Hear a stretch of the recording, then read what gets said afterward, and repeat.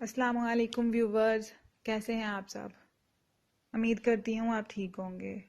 Welcome back to my YouTube channel. تو آج ہم ریڈ کریں گے الہیہ راجپوت کے ناول چیک کی ایپیسوڈ 5۔ تو بنا وقت ضائع کرتے بڑھتے ہیں اپنی ویڈیو کی طرف۔ سوچ لے اسامہ، ایسے موقع بار بار نہیں ملتے، لوگ ترستے ہیں ایسی عیاشی کو، اور تو صاف انکار کر رہا ہے۔ ریحان نے کہا، تو یار میں کون سا اپنی مرضی سے انکار کر رہا ہوں؟ وہ تیرا ٹھرکی بھائی ہے نا اسد، اسی کے کہنے پہ رک رہا ہوں۔ اس کو جو اس نئی کالی کلوٹی لڑکی کا بھوت چڑھا ہے، اسی کے لیے روک رکھا ہے اس نے مجھے۔ اس سے تو پٹی نہیں، اب کہتا ہے میں اس کی جگہ جاؤں اور نیک شریف اچھا بچہ بن کے پہلے اس لڑکی سے دوستی کروں، پھر کمبائنڈ اسٹڈی کے بہانے بہلا پھسلا کر اس کے شکار کو کسی سنسان جگہ لے کر جاؤں، جہاں یہ صاحب دل میں لگی آگ بجھا سکیں، جو اس لڑکی نے ان کی بے عزتی کر کے لگائی ہے۔ اب تو ہی بتا بھائی، میں بیچارہ کیا کروں؟ یقین مان، چاہ کر بھی میں آج تیرے ساتھ نہیں جا پاؤں گا۔ جا تو اکیلا ہی جی اپنی زندگی۔ اسامہ نے خباثت سے بائیں آنکھ دبا کر کہا، تو دونوں کا ایک ساتھ مکروہ قہقہہ بلند ہوا۔ ویسے بہت ہی بے وقوف ہے یہ اسد بھی، جو رقص و سرور کی محفل چھوڑ کے اس بدشکل کسی لڑکی کے پیچھے پڑا ہے۔ مانا کہ ہمارے لڑکے میں دم بہت ہے، پر یار اس وقت اسے ہمارے ساتھ خود بھی جانا چاہیے تھا اور تجھے بھی جانے دینا چاہیے تھا۔ ویسے بھی وہ لڑکی کون سا کہیں بھاگی جا رہی تھی، واپس آ کر اس کا کروا گونٹ مل کر بھر ہی لینا تھا ہم نے۔ اس بار ریحان آنکھوں میں شیطانی چمک لیے بولا، چل چھوڑ بھائی اسد کی بے وقوفیوں کے قصے، چل تو جا اور خوب انجوائے کرنا۔ اسامہ نے ایک بار پھر آنکھ دبائی۔ ریحان اور اسامہ کو اس کے دوست ایاز نے اپنے امیر باپ کے شہر سے دور سنسان علاقے میں واقع فارم ہاؤس میں 2 دن کی دعوت دی تھی، جس میں دن کو دوستوں کی گپ شپ اور رات کو رقص و سرور کی محفل میں عیاشی ہی عیاشی کا سامان تھا۔ ادھر اسد کی سوئی اپنی کلاس میں آنے والی نئی لڑکی پر اٹکی تھی، جو کسی طرح بھی اس کے ہاتھ نہیں آ رہی تھی، الٹا ہر بار اسے ذلیل کر کے چلی جاتی۔ ہر ملاقات کے بعد اسے پانے کی خواہش شدت اختیار کرتی جا رہی تھی۔ اسی کام کے لیے اس نے اسامہ کو بھی ایاز کے فارم ہاؤس جانے سے روک لیا تھا، تاکہ اسامہ کو استعمال کر کے اس بلا پر قابو پا سکے۔ اچھا بھائی ہم تو چلے، تو رہ یہاں اکیلا، کیونکہ تجھے روکنے والا تو خود اس وقت کسی کلب میں موج اڑا رہا ہوگا۔ ریحان نے اسامہ کو چڑھانے کے لیے کہا، ہاں بھائی وہ بھی گیا ہے، تو بھی جاؤ، ایک ہم ہی رہ جائیں گے اکیلے اس بھوت بنگلے میں۔ اسامہ نے جھل کر اپنے باپ اور تایا کی طرف سے شہر میں رہنے کے لیے دیے گئے شاندار بنگلے کی طرف اشارہ کر کے کہا، دیکھنا کہیں سچ مچ کوئی بھوت ووت چڑیل ڈائن نہ آ جائے اور پتہ چلے ہمارے جانے کے بعد وہ تیرا خون شون پی گئی۔ ریحان نے ہنستے ہوئے کہا، ہاں قبول ہے چڑیل بھی، پر ایک شرط پر، چڑیل حسین ہونی چاہیے۔ اسامہ نے شرارتی انداز میں کہا، بس پھر تیاری پکڑ تو اپنا خون چڑیل کو پلانے کی، میں تو چلا بائی کہتا۔ ریحان گاڑی کی چابی کا چھلا انگلی میں گھماتا گھر سے نکل گیا۔ 2 گھنٹے بعد رات کے 12 بجے ریحان کے جانے کے بعد اسامہ ٹی وی آن کر کے بیٹھ گیا۔ لگاتار چینل بدلتے ہوئے اب وہ بور ہونے لگا تھا۔ جب اسے اپنے مطلب کا کچھ بھی دیکھنے کو نہ ملا تو وہ آف کا بٹن پریس کر کے ریموٹ کو ہوا میں اچھالتا ڈرائنگ روم کی جانب بڑھ گیا، جہاں شراب کی بوتلیں اس کی منتظر تھیں۔ شیلف میں سجی ایک بوتل نکال کر وہ صوفے پر آ بیٹھا اور بوتل کو اپنے سامنے پڑے میز پر رکھ کر گلاس میں برف ڈالنے لگا۔ ڈرنک کرتے ہوئے اسے محسوس ہوا کہ اس کے پیچھے سے کوئی بہت تیزی سے گزرا ہے، پھر اپنا وہم سمجھ کے پھر سے گلاس بھرنے لگا۔ تیسرے گلاس پر کھڑکیوں سے آتی تیز ہوا کے جھونکے نے اس سے ٹکرا کر جیسے ہوش کی دنیا میں واپس لانا چاہا، پر وہ ایسا مدہوش تھا کہ سمجھ ہی نہ پایا موت اس کے سر پر آن کھڑی ہوئی ہے۔ تیسرا گلاس ختم کر کے جیسے ہی اس نے سر اٹھایا تو ٹھٹک گیا، کیونکہ اس کے سامنے پڑے صوفے پر ریحان برجمان تھا۔ اے تم واپس کب آئے اور کیوں؟ نشے میں ٹوٹے پھوٹے لفظ اس کے منہ سے ادا ہوئے، مگر سامنے بیٹھا ریحان خاموش رہا۔ بولو ریحان، تم واپس کب اور کیوں آ گئے؟ اسامہ نے دوسری بار ٹوٹے پھوٹے لفظوں میں کہا۔ ریحان تو بولتا کیوں نہیں، چپ کا روزہ رکھ کے لوٹا ہے کیا؟ اسامہ نے تیسری بار جھنجھلا کے پوچھا، پر دوسری طرف ہنوز خاموشی تھی۔ کھلی کھڑکیوں کی آتی ہوا کبھی تیز اور کبھی ہلکی ہو رہی تھی۔ ارے بھائی منہ پر ایلفی لگا کر آیا ہے کیا جو بولتا نہیں؟ حد ہے بھائی، جواب ہی نہیں دے رہا، رک میں آتا ہوں تیرے پاس۔ وہ صوفے کے سہارے کھڑا ہوا اور لڑکھڑاتے قدموں سے چل کر سامنے پڑے صوفے پر ریحان کے ساتھ جا کر بیٹھ گیا۔ ہاں بھائی اب بول، گھر واپس کیوں آ گیا؟ کیا گاڑی خراب ہو گئی تھی؟ اسامہ نے پھر سے اپنے ٹوٹے پھوٹے لفظوں میں پوچھا۔ ہاں، گاڑی خراب ہو گئی تھی، اس کے ساتھ بیٹھے ریحان نے عجیب آواز میں کہا، پر اسامہ کو نشے میں ہونے کے باعث محسوس ہی نہیں ہوئی ریحان کی آواز میں تبدیلی۔ وہ گردن کو کبھی دائیں اور کبھی بائیں جانب جھٹکے دیتا اور کبھی بنا پلکے جھپکائے ٹکٹکی باندھے ساتھ بیٹھے اسامہ کو دیکھے جاتا، پر اسامہ نشے میں ایسا جھوم رہا تھا کہ کچھ بھی نوٹ نہیں کر پایا۔ او بھائی، اس کا مطلب تیری عیاشی کا پروگرام کینسل۔ ہاں ہاں ہاں، ریحان بیچارہ اپنا سا منہ لے کر گھر آ گیا۔ نہ شراب ملی نہ شباب۔ ہاں ہاں، چل میرا بھائی، تو پریشان نہ ہو، شباب تو نہیں شراب ہے میرے پاس، لے پی۔ وہ اس کی جانب اپنا گلاس بڑھاتے ہوئے بولا۔ کس نے کہا شباب نہیں؟ وہ دیکھ اپنے پیچھے۔ ریحان نے اپنی گردن کو دائیں سے بائیں جھٹکا دے کر کہا۔ اسامہ نے پیچھے مڑ کے دیکھا تو عریاں لباس پہنی ایک حسین و جمیل لڑکی چہرے پہ مسکان سجائے اسامہ کو ہی دیکھ رہی تھی۔ ارے واہ بھائی، تو بڑا سیانا نکلا، فارم ہاؤس نہیں تو گھر پر ہی لے آیا، اسامہ پرجوش انداز میں کہتا ریحان کی جانب پلٹا تو مت ہی رہ گیا، کیونکہ اب وہاں ریحان کا نام و نشان تک باقی نہ تھا۔ یہ کہاں چلا گیا؟ خیر گیا تو گیا، میری رات سہانی کرنے کا انتظام تو کر گیا۔ سنو چندا، وہ واپس لڑکی کی جانب رخ کر کے بولا تو وہ جگہ بھی خالی تھی۔ ارے وہ چاند سے چندا کہاں گئی؟ ابھی وہ بڑبڑا ہی رہا تھا کہ ڈرائنگ روم کے باہر سے آتی چھن چھن کی آواز نے اسے اپنی جانب متوجہ کیا۔ لو، ہم آپ کو یہاں ڈھونڈ رہے ہیں اور آپ باہر ہیں۔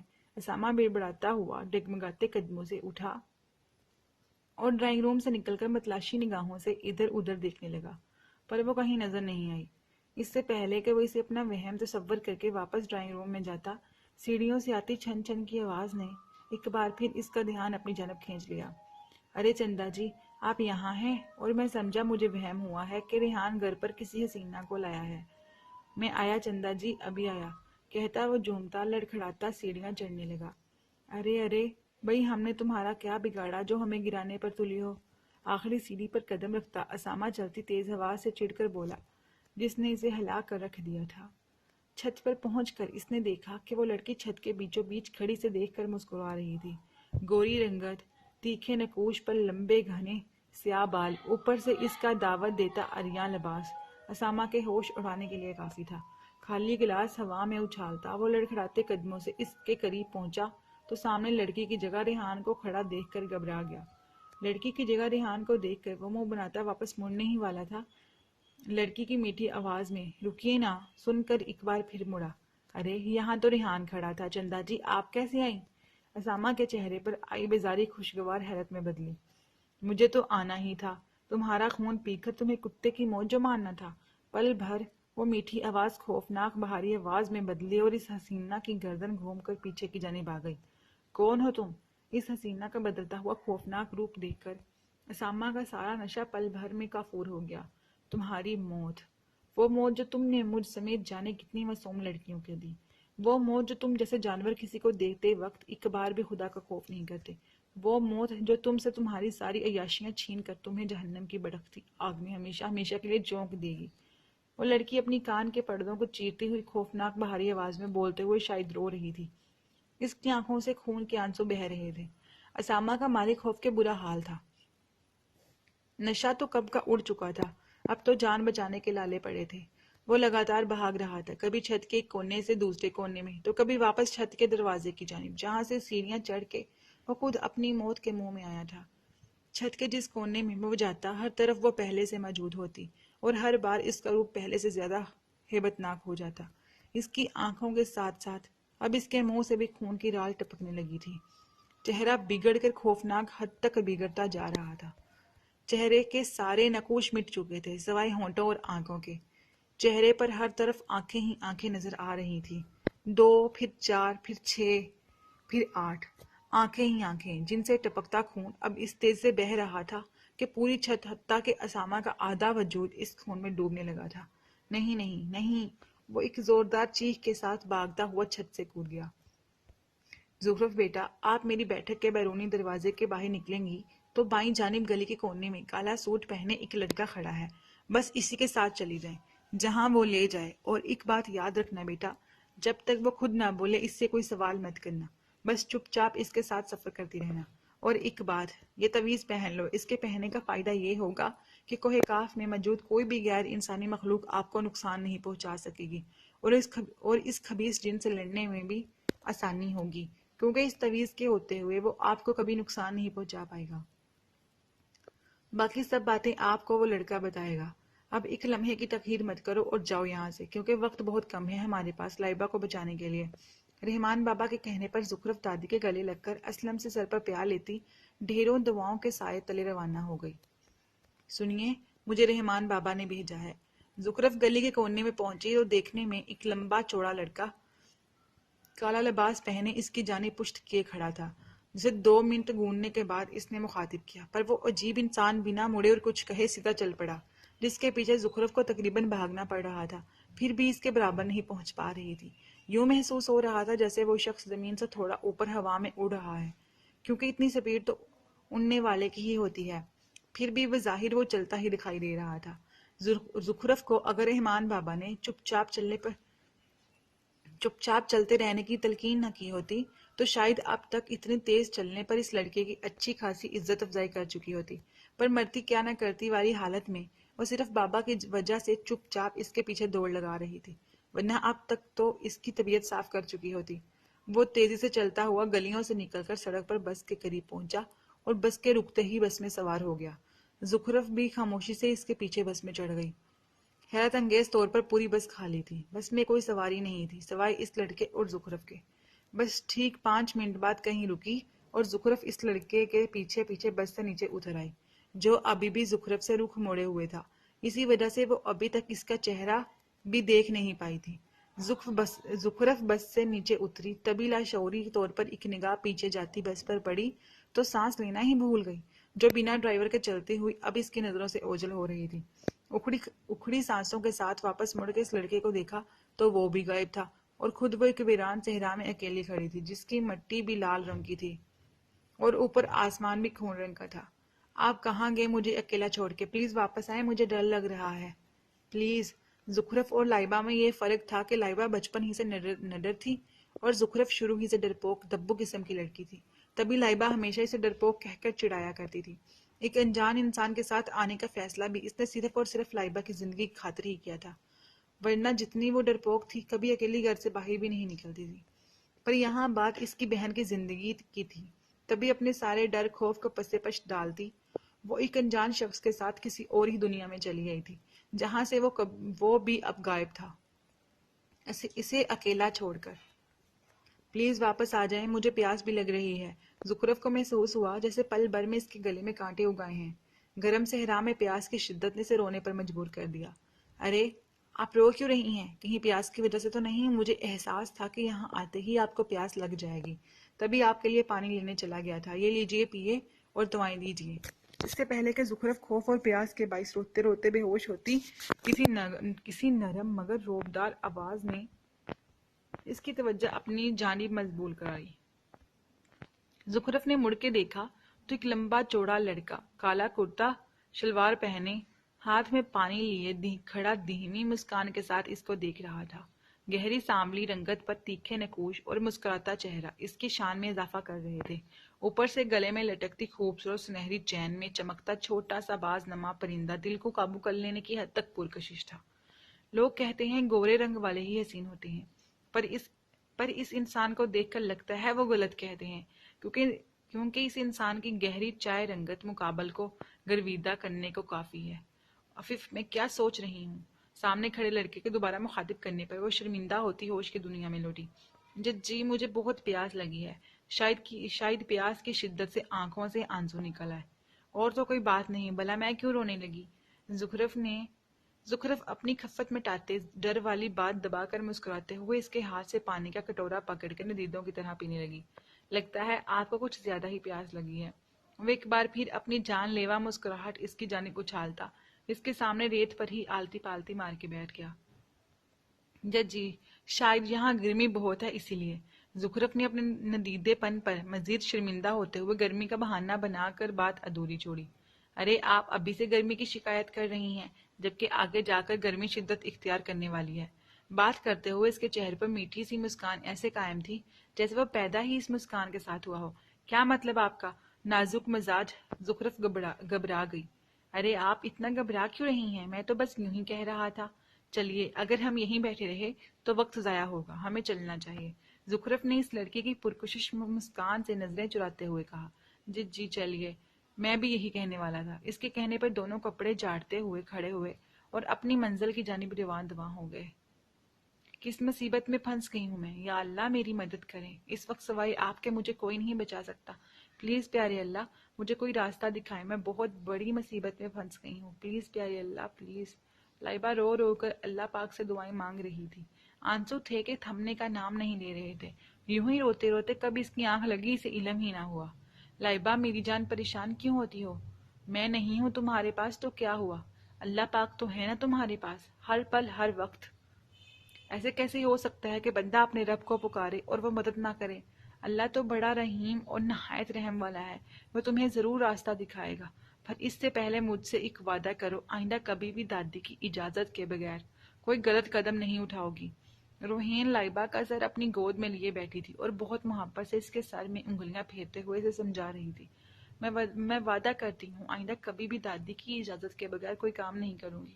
اتنی بڑی مصیبت میں پھنسنے کے بعد مجھے احساس ہو رہا ہے کہ بچوں کو کبھی اپنے بزرگوں کی اجازت کے بغیر کوئی قدم نہیں اٹھانا چاہیے، ورنہ نتائج ایسے ہی سنگین ہو سکتے ہیں جیسے نتائج کا سامنا مجھے ہے۔ لائبہ نے روحین کا ہاتھ تھام کر وعدہ کیا اور اس کی گود میں منہ چھپا کر رونے لگی۔ کان کے پردوں کو چیرتی ہوئی باز کی آواز سن کر اس کی آنکھ کھلی تو پتا چلا کہ وہ خواب دیکھ رہی تھی، مطلب یہ خواب تھا، کاش یہ حقیقت ہوتی، میں تو ابھی بھی اس جن کی قید میں ہوں۔ ایک منٹ، آپی نے کہا ایسے کیسے ہو سکتا ہے کہ بندہ اللہ کو مدد کے لیے پکارے اور وہ مدد نہ کرے، مطلب اللہ پاک نے میری آواز سن لی، اور یہ بند کمرے میں باز کی آواز کہاں سے آ رہی ہے؟ اس نے اٹھ کر کمرے کے چاروں جانب گھوم کر دیواروں کے ساتھ کان لگا کر سننے کی کوشش کی، اور بالآخر چوتھی کوشش میں وہ یہ جاننے میں کامیاب ہو گئی کہ باز کی آواز کہاں سے آ رہی ہے۔ دیوار کے چوتھے کونے میں کان لگانے پر اسے محسوس ہوا وہ دیوار کھوکھلی ہے، تبھی تو آسانی سے باز کی آواز اندر آ گئی، ورنہ پچھلے کئی گھنٹوں سے جس بند کمرے میں ہوا تک کے آنے کی گنجائش نہ تھی، اچانک باز کی آواز بآسانی اندر پہنچنا اچنبے کی ہی بات تھی۔ وہ یوں ہی دیوار کے ساتھ ٹیک لگا کر باہر سے آتی آواز سننے کی کوشش کر رہی تھی، جب اسے محسوس ہوا کہ اس کا وزن پڑنے سے وہ دیوار اپنی جگہ سے تھوڑا کھسک کر آگے نکل گئی ہے۔ بر وقت دماغ نے کام کیا، تبھی اس نے زور لگا کر دیوار کو باہر کی جانب دھکیلنا شروع کیا تو دیکھتے ہی دیکھتے وہ کسی دروازے کی طرح کھلتی چلی گئی اور لائبہ کو باہر ڈھلتی شام کا منظر دکھائی دیا، اور وہیں آسمان پر گول گول چکر لگا کر گھومتا بازنما پرندہ بھی، جو لگاتار اپنے حلق کے بل چلا رہا تھا۔ باز کو دیکھتے ہی اس کے دماغ میں جھماکا ہوا، یہ پرندہ اب بس آپ کے حکم کا غلام ہے۔ لائبہ کو یاد آیا جب وہ اس دنیا میں آئی تھی تبھی ایک گیپ سے آتی آواز نے یہ بھی بتایا تھا کہ یہ پرندہ اب سے صرف آپ ہی کے حکم کا غلام ہے۔ وہ بھی یہ بات سوچ ہی رہی تھی کہ وہی باز نما پرندہ زمین پر آ کے لائبہ کے سامنے جھک گیا، اور لائبہ کو بس 2 پل لگے فیصلہ کرنے میں، وہ تیزی سے جھکے ہوئے بازنما پرندے پر سوار ہو گئی، اور وہ پرندہ بھی جیسے اس کے بیٹھنے کے انتظار میں تھا تیزی سے اڑان بھرتا ہوا ہوا میں جھومنے لگا۔ رات گئے اسد نے گھر آ کر گاڑی پورچ میں کھڑی کی، وہ سین سے گزرتا ہوا جا رہا تھا، تبھی اپنے پیروں کو نیچے سے آتے چپ چپ کی آواز پر ٹھٹک کر رکا۔ نشے میں گرتے پڑتے سوئچ بورڈ کے پاس پہنچ کر جیسے ہی اس نے لائٹ آن کی تو سامنے کا منظر دیکھ کر خوف سے کانپنے لگا، کیونکہ سامنے پڑی اسامہ کی لاش کئی ٹکڑوں میں بٹی ہوئی تھی، چہرے اور جسم پر جگہ جگہ نوچنے کے نشان تھے، ٹانگیں دھڑ سے الگ پڑی تھی اور گردن تن سے جدا تھی۔ اتنا ہیبتناک منظر دیکھ کر اس پر کپ کپی طاری ہو گئی، جبکہ سارا نشہ بھگ سے اڑ گیا۔ کتنی ہی دیر یوں ہی کھڑے رہنے کے بعد کانپتے ہاتھ سے اس نے اپنی جیب کو ٹٹول کر موبائل نکالا اور اپنے بابا کو کال ملائی۔ چند گھنٹوں میں پورا خاندان گاؤں سے روتا پیٹتا شہر پہنچ گیا۔ دن چڑھے پولیس آئی تو ہر طرح کی تحقیقات کے بعد یہی ثابت ہوا کہ اسامہ نشے میں دھت چھت پر ٹہلتا ہوا پیر پھسلنے کے باعث نیچے گرا اور جانور نہ ہو سکا۔ ویسے بھی اسامہ کا قتل کسی انسان کے ہاتھوں تو ہوا نہ تھا جو تحقیقات میں کچھ ہوتا۔ بہت رونے دھونے کے بعد شمشیر علی کو بھی ماننا پڑا کہ اسامہ کی موت حادثاتی تھی۔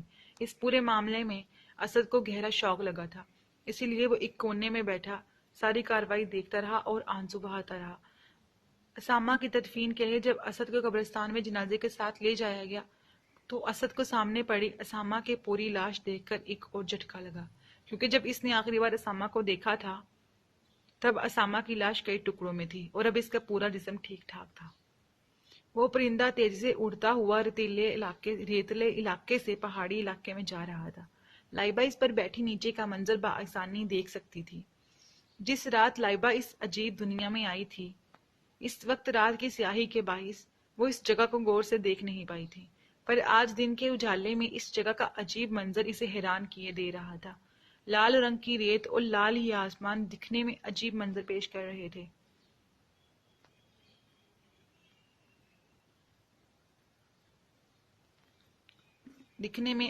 عجیب منظر پیش کر رہے تھے۔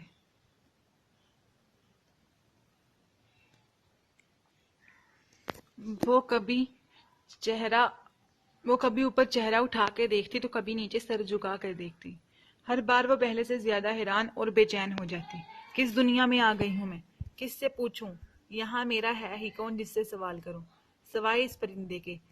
یہ پرندہ میری مدد کر سکتا ہے، مجھے راستہ دکھا سکتا ہے، کیونکہ اب میرے حکم کا غلام ہے۔ پر سب سے بڑا مسئلہ تو یہ ہے کہ یہ بول نہیں سکتا، تو بیچارہ مجھے واپسی کا راستہ کیسے بتائے گا؟ خیر جو بھی ہو دیکھا جائے گا، اللہ مالک ہے۔ اگر میرا رب مجھے اس قید سے نکال سکتا ہے تو اس عجیب دنیا سے بھی نکال دے گا انشاءاللہ۔ خود ہی سوال کرتی اور خود ہی جواب دیتی وہ الجھ سی گئی تھی۔ اس پرندے پر سفر کرتے اسے 1 گھنٹہ گزر چکا تھا۔ اب وہ ریتلے علاقے سے کافی دور نکل آئے تھے۔ رکو، مجھے پیاس لگی ہے، میں نے پانی پینا ہے۔ لائبہ جو کل رات سے پیاسی تھی نیچے کنواں دیکھ کر بول اٹھی۔ اس کے حکم کی فوری تعمیل کرتا وہ باز اپنا رخ زمین کی جانب کر کے تیزی سے اڑتا ہوا کنویں کے قریب آ کر رک گیا۔ باز کے زمین پر پہنچتے ہی لائبہ تیزی سے زمین پر اتری اور بھاگ کر کنویں کے پاس گئی۔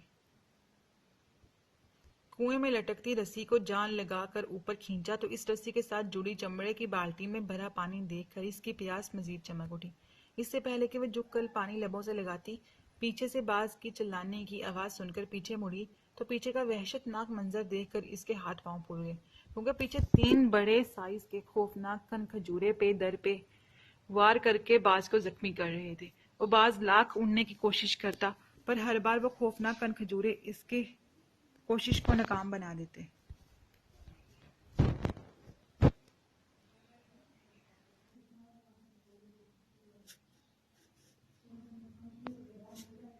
وہ باز لاکھ اڑنے کی کوشش کرتا، پر ہر بار وہ خوفناک کن کھجورے اس کی کوشش کو ناکام بنا دیتے۔ بیچارہ باز اب ہمت ہارنے لگا تھا۔ اس سے پہلے کہ وہ مکمل طور پر ڈہ جاتا، لائبہ نے تیزی سے آیت الکرسی کا ورد شروع کر دیا۔ ابھی وہ 3 بار ہی آیت الکرسی پڑھ پائی تھی کہ وہ سارے کن کھجورے اپنی جگہ سے غائب ہو گئے۔ اللہ پاک کے کلام کی طاقت سے وہ شیطانی طاقتیں وہاں سے بھاگنے پر مجبور ہو گئی تھی، پر جاتے جاتے اس کی سواری کو بری طرح زخمی کر گئی تھی۔ وہ تقریباً بھاگتی ہوئی باز کے پاس گئی، اسے اٹھانے کی کوشش کرنے لگے۔ پلیز اٹھو، اٹھو نا، پلیز پلیز پلیز، اگر تم بے ہوش ہو گئے تو میں اس عجیب دنیا میں اکیلی رہ جاؤں گی، تمہیں اللہ کا واسطہ اٹھو پلیز۔ وہ روتے ہوئے اسے ہوش میں لانے کے لیے چلا رہی تھی، تبھی اس نے آنکھیں کھول دی۔ آج تم اداس کیوں لگ رہے ہو؟ گلابو کب سے رامی کو خاموش بیٹھا دیکھ رہی تھی، کہنے سے خود کو روک نہ پائی۔ ہاں یار، بس تھوڑا دکھی ہوں، رامی نے جھکے سر کے ساتھ کہا۔ کیوں دکھی ہو؟ گلابو نے پھر سے سوال کیا۔ میں سوچ رہا ہوں اگر انسان صرف اور صرف اپنی اولاد کی نہ ہر جائز ناجائز خواہشات پوری کرنے کے لیے کماتا ہے تو وہ بہت غلط کرتا ہے۔ ایسی دولت سے تو انسان غریب ہی اچھا ہے۔ غریب انسان اپنی کمائی سے اپنے اولاد کے منہ جو نوالا ڈالتا ہے وہ کم سے کم حلال کا تو ہوتا ہے۔ میری نظر میں امیر انسان سے بہت بہتر ہوتا ہے غریب، کیونکہ وہ بچپن ہی سے اپنی اولاد کو صحیح غلط کا فرق بتانے لگتا ہے، جبکہ امیر اس کے برعکس ہمیشہ اپنی اولاد کو بڑھاوا دیتا ہے۔ امیر اپنے بچے کے ہر غلط کام پر اپنی دولت سے پردہ ڈالتا ہے اور وہی پردہ بچے کو بڑھاوا دیتا رہتا ہے، اور وہی بڑھاوا ایک دن اس کی اولاد کے لیے نصور بن جاتا ہے، اور وہی نصور ایک دن اس کی اولاد کے برے انجام کا باعث بنتا ہے۔ مجھے نہیں پتا کہ میں یہ سب تمہیں کیوں بتا رہا ہوں، شاید اس لیے کہ ماما کے بعد تم میری زندگی میں وہ واحد انسان ہو جس پر خود بخود اعتبار کرنے کو دل چاہتا ہے، جسے اپنا مانتا ہے۔ جانے کیوں دل چاہتا ہے تم سے ہر بات بلا جھجک کہہ دیا کروں۔ رامک، تمہارے جذبات میرے جذبات اب ایک ہی ہیں، جو تمہاری زبان پہ ہے سچ پوچھو تو وہی میرے دل میں ہے، پر زبان پر لانے کی ہمت ہی نہیں ہوئی کبھی۔ خیر تم بتاؤ کیا بتا رہے تھے؟ رامی کی بات کا مفہوم سمجھتے ہوئے اس نے بھی اپنے دل کی بات ڈھکے چھپے الفاظ میں کہہ دی تھی۔ تمہیں پتا ہے جب میرے بابا اس دنیا میں مجھے اور ماما کو تنہا چھوڑ کر چلے گئے تھے تب میں بہت چھوٹا تھا۔ میری ماں نے مجھے پالنے کے لیے در در کی ٹھوکریں کھائی، کبھی کس سکول میں پڑھایا تو کبھی گھر کے باہر پھولوں کی دکان لگا کر گھر کے چھوٹے موٹے خرچ کے ساتھ ساتھ میری تعلیم کا بوجھ بھی اپنے نازک کندھوں پر لیا۔ تب کبھی میرے سگے 3 رئیس ماموں کو اپنی بہن کا خیال نہیں آیا۔ انہوں نے کبھی مڑ کے اپنی اکلوتی بہن کو فون کر کے پوچھنے کی زحمت بھی نہیں کی کہ وہ پرائے دیس میں شوہر کے بغیر کیسے چھوٹے سے بچے کے ساتھ جی رہی ہے۔ 3 سگے امیر ترین بھائیوں کے ہوتے ہوئے میری ماں چھوٹی چھوٹی نوکریاں کر کے مجھے پڑھاتی رہی، یہاں تک کہ ان کی محنت نے مجھے آج ایک بڑا بزنس مین بنا دیا۔ اور اب جب میں اپنی ماما کو دنیا کی ہر آسائش اور خوشی دینے کے لیے قابل ہوا ہوں تو اچانک میرے ماموں کو اپنی بہن کی یاد ستانے لگی۔ ماما کو اپنی چکنی چپڑی محبت بھری باتوں سے بہلا پھسلا کر پاکستان آنے پر راضی کر لیا بڑے ماموں نے، اور ماما کی ضد کے آگے مجھے بھی ہار ماننی پڑی۔ میں ماما کی طرح سیدھا سادہ معصوم انسان نہیں ہوں یار۔ میں بنا باپ کے بچپن گزار کر دنیا کے ہر سرد و گرم سے واقف ہو گیا ہوں، تو کیسے مان لیتا کہ میرے ماموں کی اچانک جاگنے والی محبت خالص ہے؟ تبھی میں نے ماما کے ساتھ پاکستان آ کر ان لوگوں کی چال کے بارے میں خود پتہ لگانے کا فیصلہ کیا، تو اللہ نے ایک دن خود ہی مجھے ان کا اصل چہرہ دکھا دیا۔ تینوں بھائی ماموں ایک دن ڈرائنگ روم میں بیٹھے نانا ابا کی جائیداد کے بٹوارے کی بات کر رہے تھے۔ ان کا کہنا تھا کہ دھوکے سے میری ماما سے ان پیپر پر سائن کروا کے ان کو نانا کی جائیداد سے بے دخل کر کے آپس میں برابر حصے بانٹ لیتے ہیں۔ میں نے جب ان کی گھٹیا پلاننگ اپنے کانوں سے سنی تو ان کے خلاف قانونی چارہ جوئی کرنے کا سوچا، پر کہتے ہیں نا بہترین بدل دینے والی ذات صرف اللہ پاک کی ہے۔ پھر جب قدرت نے مجھ سے پہلے ہی ان کے گناہوں کی سزا دینے کا فیصلہ کر لیا تھا تو میری کیا اوقات تھی کچھ کرنے کی۔ اسی رات شہر سے کال آئی۔ ایک کال سن کر حویلی میں کہرام مچ گیا تھا۔ دراصل میرے تینوں کزنز ماموں کے بیٹے شہر ہی رہتے ہیں اور تعلیم حاصل کرنے کے نام پر ہر گری ہوئی حرکت بھی کرتے ہیں، اور میرے ماموں ان کے ہر کالے کرتوت پر اپنے پیسے سے پردہ ڈال دیتے ہیں۔ پر اس بار شاید ان کے گناہوں کا گڑھا بھر گیا تھا۔ تبھی میرا کزن اسامہ چھت پر کھڑا شراب کے نشے میں دھت پیر پھسلنے کے باعث چھت سے گرا اور جان بن نہ ہو سکا۔ میرے ماموں بہت روئے، پر کیا کر سکتے تھے؟ دنیا میں تو پیسے سے اپنے بیٹے کو بچا سکتے تھے، پر اب تو وہ اس دنیا کا باسی ہی نہیں رہا تھا۔ اب سوائے پچھتاووں کے کچھ باقی نہ تھا۔ جس بنگلے میں میرے کزنز رہائش پذیر تھے، اس کے چوکیدار سے پوچھنے پر مجھے پتا چلا کہ وہ تینوں اکثر شراب پیتے تھے اور ڈانس کلب میں جانا تو ان کا معمول تھا۔ رنگین مزاج تو اتنے تھے کہ اکثر گھر پر ہی شراب اور شباب کی محفلیں رکھ کے اپنے جیسے بگڑے رئیس زادوں کو مدعو کر کے گناہ کا بازار گرم رکھتے تھے۔ جانتی ہو میں کینیڈا میں پیدا ہوا، پر گوروں میں رہنے کے باوجود میری ماں نے میری ایسی تربیت کی کہ الحمدللہ کبھی کوئی نماز قضا نہیں کی، کبھی کسی عورت کو بری نظر سے نہیں دیکھا۔ میری ماں کی تربیت ہی ایسی ہے کہ میرے لیے دنیا کی ہر عورت قابل احترام ہے، پھر چاہے وہ گھریلو شریف عورت ہو یا کوئی کال گرل۔ میں نے کبھی کسی کو اس نظر سے دیکھا ہی نہیں، اور یہ سب میری ماں کی اچھی تربیت کا نتیجہ ہے۔ میں اپنے رب کا لاکھ شکر کرتا ہوں جس نے ہمیں بابا کے بعد غریب بنا دیا۔ کم سے کم ہم دولت کی تباہ کاریوں سے تو بچ گئے۔ مجھے بھی تم سے ایک بات کہنی ہے رامک کی باتیں سن کر اپنی آنکھوں میں آئے آنسو صاف کر کے اس نے بھی لب وا کیے ہی تھے کہ رامک کی ماما کی کال آ گئی اور وہ دوبارہ ملنے کے وعدے کے ساتھ واپس لوٹ گیا۔ ایک دن، صرف ایک دن کی دوری میرے اور تخت و تاج کے بیچ۔ کل کا سورج میرے لیے تخت و تاج کا تحفہ لائے گا۔ کل میں کوہکاف میں بسنے والی ہر مخلوق پر حکومت کروں گا۔ ہاں، میں ابن ابلیس کوہکاف کا حاکم بن جاؤں گا۔ ہاں ہاں ہاں، اور سب سے بڑھ کے میں اس حسینہ کو پالوں گا۔ کل سے وہ صرف میری ہوگی، صرف میری۔ آقا، وہ فرار ہوگی قید خانے سے۔ ابن ابلیس جھومتا ہوا فتح کا جشن منا رہا تھا جب اپنی کنیز کی آواز پر چونکا۔ کیا بکواس کر رہی ہو تم؟ ایسا کیسے ہو سکتا ہے؟ میں نے تو اس پر کڑا پہرا بٹھایا تھا۔ یہ ناممکن ہے۔ وہ نازک سی لڑکی اکیلی کبھی بھی اس مضبوط پتھروں سے بنے کمرے سے نہیں نکل سکتی۔ ضرور کسی نے اس کی مدد کی ہے۔ پتہ کرو کس کی اتنی ہمت ہوئی ابن ابلیس سے ٹکر لے۔ میں اسے جلا کر راکھ کر دوں گا۔ جی آقا، میں ابھی پتہ کرتی ہوں، کہتی ہی کنیز واپس چلے گی۔ کچھ دیر بعد اسی کنیز نے آ کر بتایا کہ لائبہ کے ساتھ ساتھ ان کا قیدی باز بھی غائب ہے۔ عفیف اللہ، یہ کیا کر دیا میں نے؟ اپنے ہی ہاتھوں اپنی بربادی کے دروا کر دیے۔ وہ باز تو اس لڑکی سے بھی اہم تھا میرے لیے۔ اگر امام الدین کو پتہ چل گیا کہ اسے میں نے اپنا قیدی بنا کر رکھا ہے تو وہ مجھے زندہ نہیں چھوڑے گا۔ کچھ بھی کرو، کچھ بھی، پر ان دونوں کو صبح ہونے سے پہلے پہلے ڈھونڈ کر لاؤ۔ جانتے ہو نا اس باز کی آزادی ہماری موت ہے۔ وہ بہت خطرناک ہو سکتا ہے۔ اگر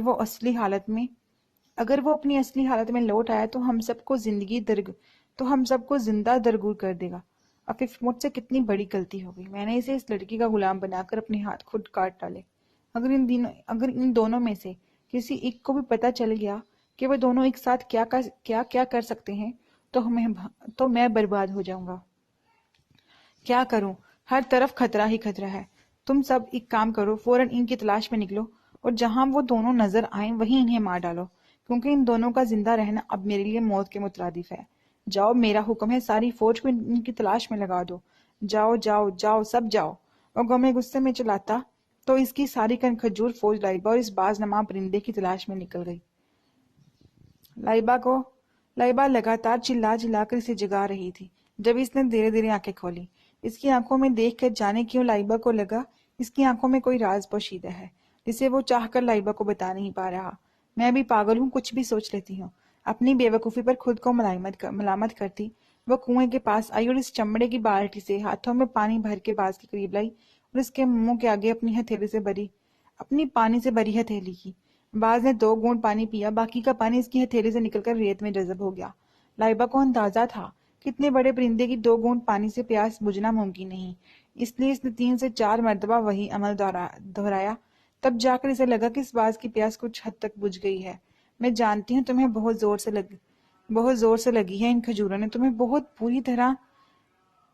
بہت بری انداز میں ڈنگ مارے ہیں، پھر بھی ہمیں یہاں سے نکلنے کی کوشش کرنی ہوگی کیونکہ اب وہ ہمارے اس ٹھکانے کے بارے میں جان گئے ہیں۔ پلیز تھوڑی سی ہمت کرو تاکہ ہم کسی محفوظ مقام تک پہنچ جائیں۔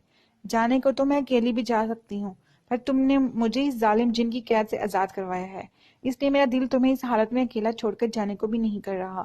پلیز تھوڑی سی ہمت کر لو، تمہاری جسامت ہی ایسی ہے کہ تمہیں اٹھانا بھی میرے لیے ممکن نہیں۔ پلیز پلیز پلیز ہمت کر کے صرف محفوظ مقام تک اڑنے کی کوشش کر لو۔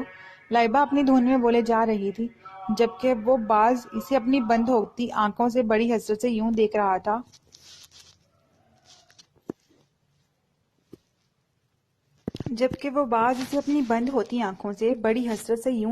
تھا جیسے کچھ کہنا چاہتا ہو پر چاہ کر بھی منہ نہ کھول پا رہا ہو۔ اس نے یوں ہی لائبہ کو دیکھتے دیکھتے آنکھیں بند کر لیں۔ اس کے وجود کو دیکھ کر یوں محسوس ہوتا تھا جیسے وہ بے جان پڑا ہو، شاید یہ مر گیا ہے۔ اگر چند سانسیں باقی بھی ہیں تب بھی کن کھجوروں کے ڈنگ اتنے زہریلے ہوں گے کہ بچ نہیں پائے گا۔ اگر چھوٹے سے کن کھجورے کا ڈنگ اتنا زہریلا ہو سکتا ہے کہ جان لے کر ہی چھوڑے تو اتنے بڑے کن کھجوروں کا تو ایک ڈنگ ہی کافی ہوگا جان لینے کے لیے۔ اب تو میں چاہ کر بھی اسے بچا نہیں سکتی، بہتر یہی ہوگا کہ میں اسے یہاں چھوڑ کر اکیلے ہی بھاگ جاؤں، یہاں یہی ٹھیک رہے گا۔ اس سے پہلے اس جن کے کارندے دوبارہ یہاں آئے مجھے یہاں سے بھاگ جانا چاہیے۔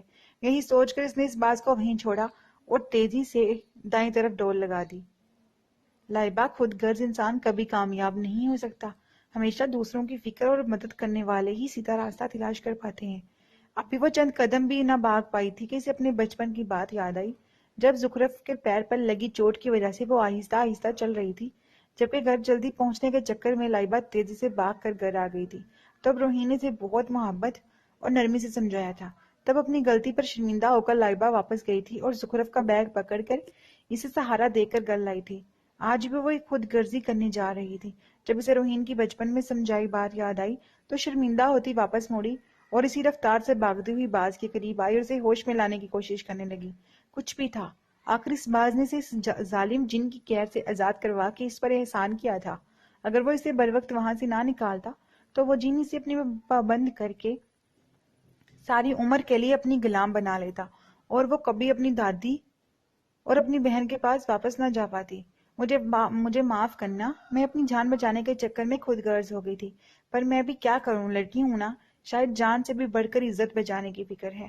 اس کی نیت خراب ہے، اسی بات کا خوف ہے مجھے۔ اس لیے جلد از جلد یہاں سے نکل کر کسی محفوظ مقام پر جانا چاہتی ہوں. پلیز تم اٹھو میرے لیے. اس کی آواز رند گئی تھی. شاید بے بسی نے اسے رلا دیا تھا. اپنی جان اور سب سے بڑھ کے اپنی عزت بچانے کے چکر میں وہ اگر تھوڑی خود غرضی کر بھی رہی تھی تو کیا غلط تھا؟ مگر اس کی دادی کی تربیت اور بڑی بہن کی سکھائی اچھی باتوں نے ان حالات میں بھی اس کا ضمیر مننے نہیں دیا تھا. وہ ابھی بھی زندہ تھا، اسی لیے تو وہ چاہ کر بھی اکیلے جا نہیں پائی تھی. تم میرے محسن ہو. میں نے فیصلہ کر لیا ہے کہ تمہیں اس حال میں اکیلا چھوڑ کر نہیں جاؤں گی، پھر چاہے میری بھی جان ہی کیوں نہ چلی جائے. رکیے پلیز. اس لڑکے کے پیچھے کئی گھنٹوں سے بنا رکے تیز تیز چلتی دہان پہن سے زخرف ہلکان ہو رہی تھی. تبھی پاؤں مڑنے سے بول اٹھے. جی میں، مطلب مجھے بلایا آپ نے؟ وہ مڑ کر ریت پر بیٹھی زخرف سے مخاطب تھا. نہیں تو میں تو ریت کے ٹیلوں سے باتیں کر رہی ہوں. پاؤں کی تکلیف کو دباتی وہ دانت کھچکچا کر بولی تو وہ مسکرائے بغیر نہ رہ سکا. عفیف پھر وہی مسکان. ایک بار پھر اس کی میٹھی مسکان زخرف کو مسمرائز کر گئی. آپ کے پیروں کے نیچے پہیے لگے ہیں کیا جو اتنی تیز چلتے ہیں؟ انسان کم سے کم ساتھ چلنے والے کا احساس ہی کر لیتا ہے. پر نہیں جی، آپ تو چلے جا رہے ہیں چلے جا رہے ہیں بنا یہ دیکھے کہ پیچھے چلنے والے انسان کی کیا حالت ہو رہی ہے. آپ کو پتہ بھی ہے آپ کے ساتھ قدم سے قدم لانے کے چکر میں پاؤں میں موچ کروا بیٹھی ہوں. او آپ ہیں کہ کیسے انجان بنے پوچھ رہے ہیں؟ جی میں، مطلب مجھے بلایا آپ نے؟ جیسے بڑے کوئی معصوم ہیں آپ. لائبہ کی فکر اوپر سے کئی گھنٹوں سے بنا رکے پیدل اتنا لمبا سفر کرتے پاؤں میں موج آنے سے زخرف کا تو دماغ ہی گھوم گیا تھا. تبھی غصے میں بنا سوچے سمجھے سارا لحاظ بلائے طاق رکھتی وہ اس لڑکے سے لڑنے بیٹھ گئی تھی. ارے ارے ارے، اتنا غصہ؟ اگر میرے تیز چلنے کی وجہ سے آپ کو تکلیف کا سامنا کرنا پڑا ہے تو میں معذرت چاہتا ہوں. لائیے اپنا پیر دکھائیے. وہ کھجل ہوتا ریتلی زمین پر اس کے سامنے بیٹھتے ہوئے گویا ہوا. نہیں نہیں، میں نہیں دکھاؤں گی. مجھے بہت درد ہو رہا ہے اور مجھے پتہ ہے آپ موچ نکالیں گے تو اور بھی درد ہوگا. زخرف گھبرا کر پیچھے سرکتے ہوئے بولے. ارے آپ سے کس نے کہا کہ میں آپ کی موچ نکالنے آیا ہوں؟ میں تو آپ کا دکھانے آیا ہوں. وہ دیکھیے آسمان پر کتنی حسین چڑیوں کا ہول. وہ آسمان کی جانب شہادت کی انگلی سے اشارہ کرتے ہوئے بولا. اچھا کہاں؟ ایک منٹ. آپ کیا مجھے بچی سمجھ رہے ہیں بدھو؟ جو آپ بولیں گے اوپر چڑیا دیکھو اور میں دیکھوں گی تو آپ نیچے سے میری پاؤں کی موچ نکال دیں گے. زخرف اس کی بات کا مطلب سمجھتے ہوئے منہ بنا کر بولی. ہاں ہاں، ارے واہ، آپ تو بہت عقل مند ہیں. بڑی جلدی یہ سمجھ جاتی ہیں کہ سامنے والا کیا کرنے والا ہے. عفیف اس کا کھلکھلا کر ہنسنا تو اس کی دھیمی مسکان سے بھی جان لیوا ہے. اس کے کہے نے ایک بار پھر زخرف کے دل کو تیز تیز دھڑکنے پر مجبور کیا تھا. فرق صرف اتنا تھا کہ اس بار میٹھی مسکان کی جگہ کہ جاندار کہے نے لے لی تھی. وہ کھل کر ہنستا ہوا اور بھی پیارا لگ رہا تھا. اس کا دلکش انداز دیکھ کر لائبہ ایک بار پھر سوچوں کے بنور میں ڈوب کے ابری اور خود کو ملامت کرتی پھر سے گویا ہوئی. میں بتا رہی ہوں مجھے نہیں نکلوانی کوئی موچ ووچ. ہاں، زخرف کا انداز ضدی بچے والا تھا. تو پھر کیا کیا جائے؟ اس نے آگے بڑھ کے زخرف کی آنکھوں میں جھانکتے ہوئے پوچھا تو زخرف کا دل نہ جانے کیوں بے قابو ہونے لگا. اس کا دلکش انداز پہلے تو زخرف کو مبہوت کر گیا، پھر دوسرے ہی پل گھبرا کر نظریں جھکانے پر مجبور. وہ مجھے نہیں پتا، بس میں اتنا جانتی ہوں کہ میں مزید پیدل نہیں چل سکتی اور موچ نکلوانے سے مجھے بہت ڈر لگتا ہے. زخرف نے کہا. اگر آپ موچ نہیں نکلوائیں گی تو پیدل بھی نہیں چل پائیں گی، اور اگر چل نہ پائی تو وقت پر اپنی بہن تک کیسے پہنچ پائیں گی؟ بولیں. اس بار وہ سنجیدہ دکھائی دے رہا تھا. آپ ہی بتائیں نا میں کیا کروں. میں سچ کہہ رہی ہوں، مجھے بہت ڈر لگتا ہے موچ نکلوانے سے. پلیز کوئی اور راستہ نکالے نا پلیز. لڑکے کی بات سن کر زخرف کی ضد کی جگہ پریشانی نے لے لی. موچ آپ نکلوانے سے ڈرتی ہیں اور اس حالت میں مزید پیدل چلنا آپ کے لیے ممکن نہیں رہا. تو پھر کیا کیا جائے؟ کیونکہ یہاں زیادہ دیر تک رک کر وقت ضائع کرنا ہمارے لیے ٹھیک نہیں ہے. ہمیں جلد سے جلد آپ کی بہن تک پہنچنا ہے، مگر اس حالت میں تو آپ نہیں جا پائیں گی. ہم ایک راستہ ہے. آپ ایسا کریں، پیچھے سے میری گردن پر ہاتھ ڈال کر لٹک جائیں. ایسے میں آپ کو اپنی پیٹھ پر لاد کر وہاں تک پہنچا دوں گا. اس نے کافی دیر سوچنے کے بعد اپنی پیٹھ زخرف کی جانب موڑی اور اسے اپنی پیٹھ پر سوار ہونے کو کہا. زخرف جو اس کی دلکش مسکان اور گہری کالی آنکھوں کی چمک سے گھبرا رہی تھی، اس کی پیٹھ کی سواری کا سن کر تو اس کی جان پر بن آئی. جی کیا؟ گھبراہٹ میں اس کے منہ سے ایسے ہی ٹوٹے پھوٹے الفاظ ادا ہوئے. دیکھیے محترمہ، آپ مجھے غلط مت سمجھیے.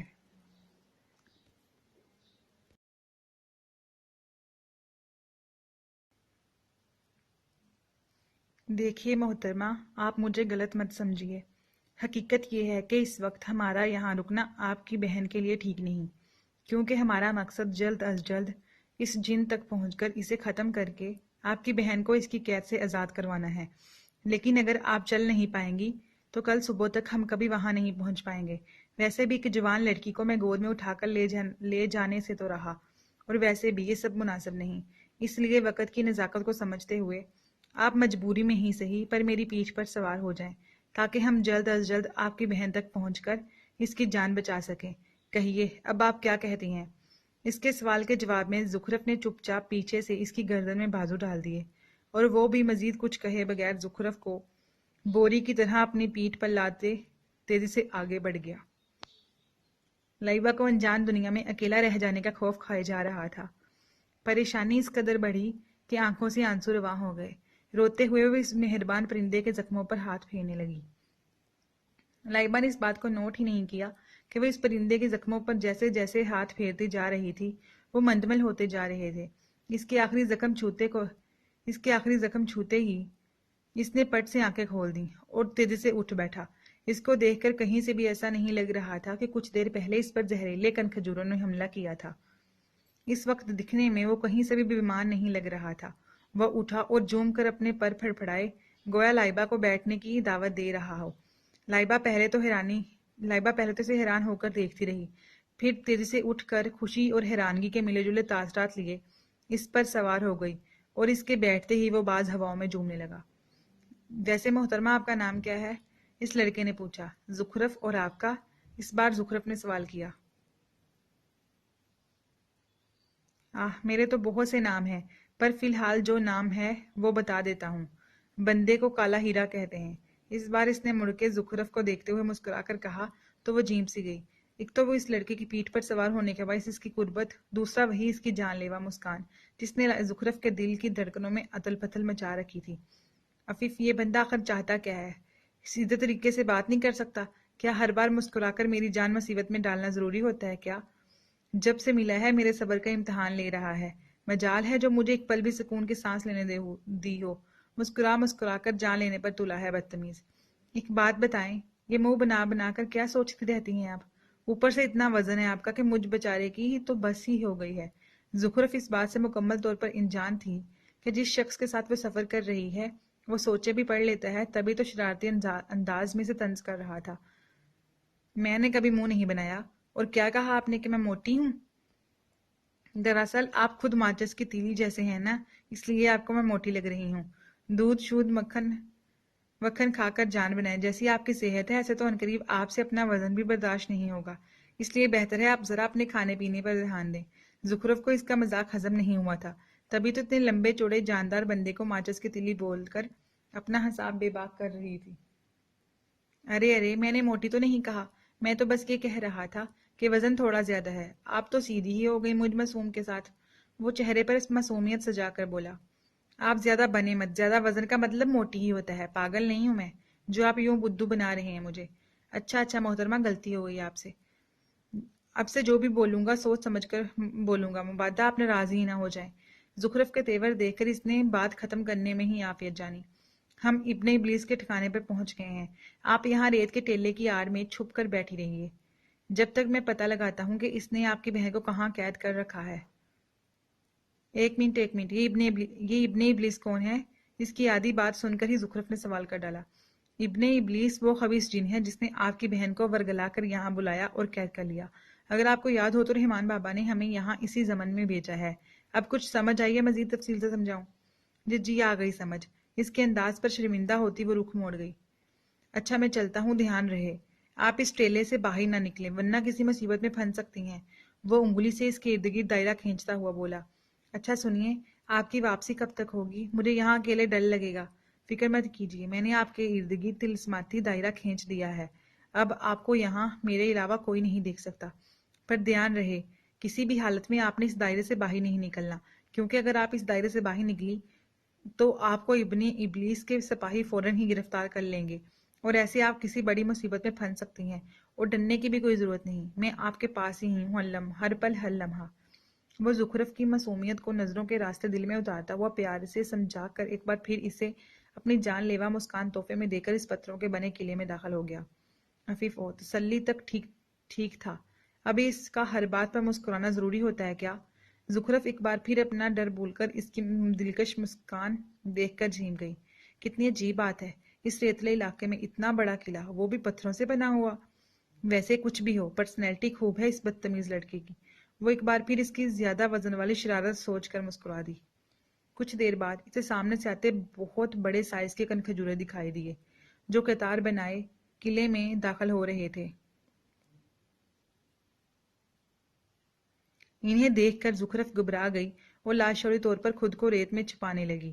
تبھی کسی نے پیچھے سے اس کے کندھے پر ہاتھ رکھا تو خوف کے مارے اس کے حلق سے ایک فلک شگاف چیخ برآمد ہونے ہی والی تھی، جسے کالے ہرے نے اس کے منہ پر ہاتھ رکھ کے بروقت روک دیا۔ ارے کیا کر رہی ہیں آپ کو اندازہ بھی ہے آپ کی چیخ سن کے سامنے کھڑی ابن ابلیس کی فوج متوجہ ہو سکتی تھی، اور آپ کی اس حماقت سے لمحوں میں ہم ان کے قیدی بن سکتے تھے۔ آپ کوئی چھوٹی بچی تو ہے نہیں جسے بار بار سمجھایا جائے۔ اٹھیے، اب میرا منہ کیا دیکھ رہی ہیں؟ آگے بھی جانا ہے، یہاں نہیں ہے آپ کی بہن، شاید فرار ہو گئی ہے وہ یہاں سے۔ وہ ابن ابلیس کے آخری کھجور فوجی کو قلعے کے اندر جاتا دیکھ کر بولا، بنا یہ دیکھے کہ اس کے رویے نے زخرف کو کتنی تکلیف پہنچائی ہے، اور اس کی جیل سی آنکھیں لبالب پانیوں